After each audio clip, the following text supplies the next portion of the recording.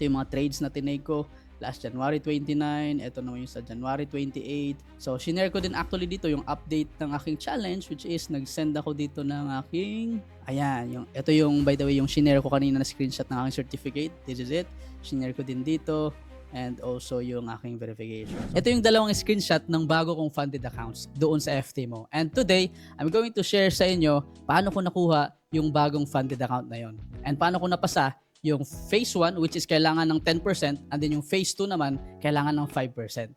So, i-share ko ngayon dito mismo sa chart kung ano yung hinahanap ko at paano ko nag-e-entry. Itong strategy pala na na gagamitin ko, by the way, is a swing trading strategy, which is ako kasi basically ay nagde-day trading, which is ginagamit ko din yung aking EMA cross strategy, and majority of the time, ako ay nagsiswing trading, which is yun yung pag-uusapan natin ngayon. At ang nakaganda pa, itong pag-uusapan natin na strategy, naglalaro sa 60 to 80% yung win rate. Well, disclaimer lang, pinaka-importante, ito ay nag-work sa akin. Maybe mag-work sa'yo or maybe hindi mag-work sa'yo. Alright, so ngayon nandito ako sa ating trading view, and then i-share ko muna kung paano, ano yung hinahanap ko basically. Again, swing trading to, so basically medyo kailangan ng mahaba-habang pasensya because you will be waiting for hindi lang hours actually, minsan araw or weeks yung hinintay mo para lang matapos yung trade mo.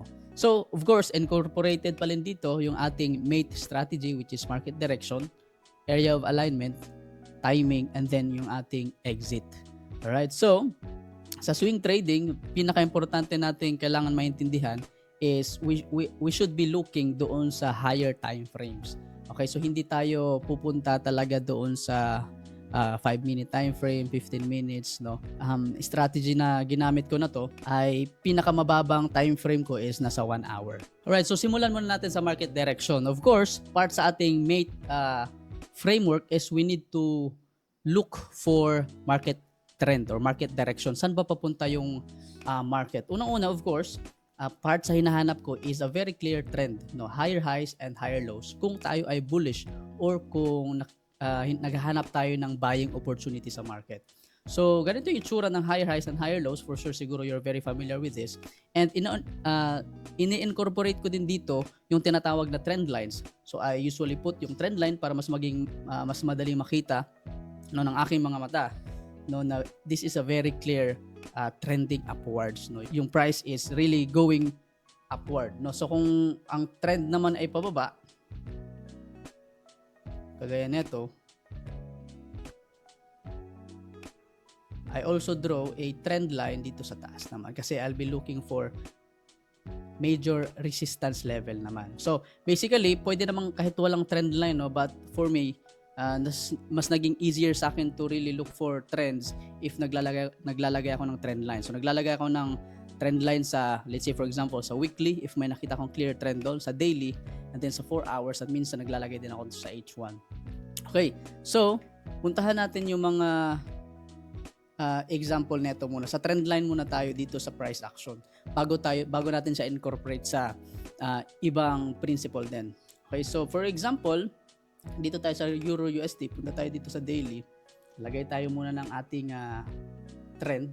So, again, hindsight lang kasi to. So, basically, better said than, alam mo, parang madali siyang sabihin in a way. Pero pag live market o nagtitrade tayo, hindi ganito kadali for sure. No, so ipapakita lang natin to, hindsight, explain ko sa inyo paano ko naghanap ng trend line lang muna or trend. So, for example, dito sa Euro USD, okay, maghanap tayo dito kung paano maglagay muna ng trend lines. And then here, nakakita ako dito ng isang uptrend, no, na price action. So usually nilalagay ko siya, hindi usually, ito talaga dapat gagawin natin pag trend line. If pataas yung market, lalagay natin yung trend line sa baba, kukonect natin siya sa mga higher lows. Yan, yung mga higher lows, circlean ko lang, ito, mamark ko lang, ito, higher lows, higher lows, higher lows, higher lows, kukonect ko siya dyan. And then if nakikita natin, price is going to the upside, nagkakaroon ng impulse move, and then correction, another impulse move, and then correction, another impulse move, then correction. So as long na yung price is nagstay above or nire-respect na tong trend line na to, we will still be looking for buying opportunity. Yun, for example, sa price action na to, nakita natin umaangat, bumababa yung price, and then nire-respect niya yung trend line na ginuhit natin. So usually around dito sa level na to, lalagay ko na yung aking trend line. Now, let's say around let's say netong July 2025 last year, for example, sa price action na to, nakita natin bumalik ulit yung price dito or sa level din na to noong May of 2025, respecting itong trend line na to. So we can go doon sa ating lower time frame and then look for a specific trend line din ulit. Okay, so yung ginagawa ko, maghahanap ulit ako ng trend line doon. So at least aware na ako, basically sa higher time frame ko, we are moving up, and then dadagdagan ko lang siya ng additional na trend doon sa lower time frame, which is in this case ay ang ating H4. Okay, so for example, in this case, nakita natin tong movement pataas ng price action dito.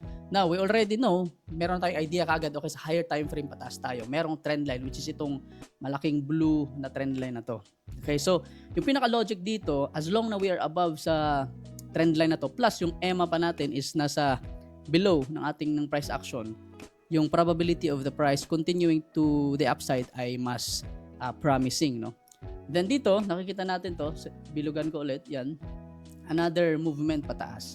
Now, I can also create yung aking H4 na trend line, which is ito. So, for example, lagyan natin yan ng ibang kulay. At usually, ginagawa ko ay mas manipis siya. Right? So, kung naka number 4 yun sa daily, usually nasa 3 yan yung sa H4 ko. Yan.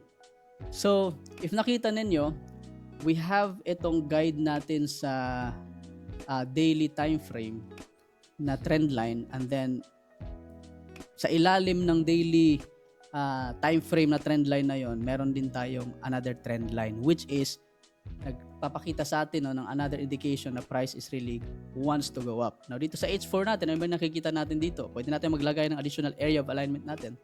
Now let's say ito, very clear, price after niya bumaba, nag-correct siya, no, sa higher time frame natin.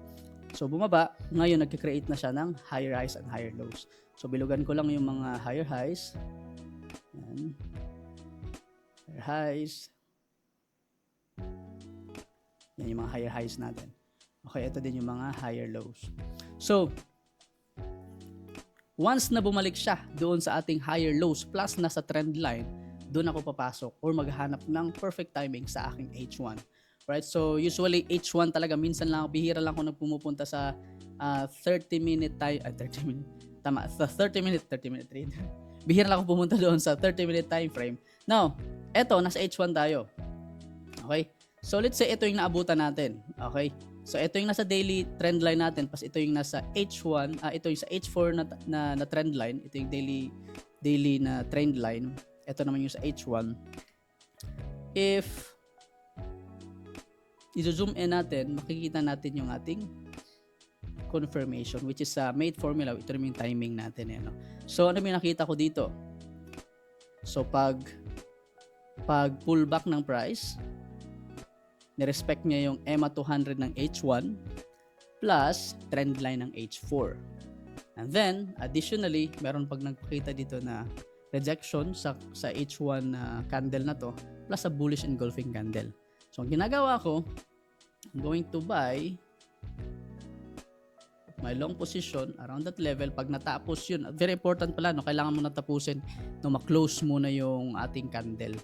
No, so, pag natapos yung time frame, candle na yan, pag nag-close siya, I'm going to add my long position, and then usually yung aking SL is around 50 pips, 40 pips pag nasa swing trading ako.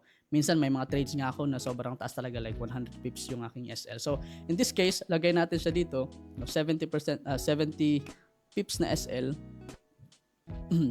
Bakit? I want my trade to be protected not just sa low na to, but also etong low na to. Yan, turo ko lang sa inyo. Yan, yung low na yan.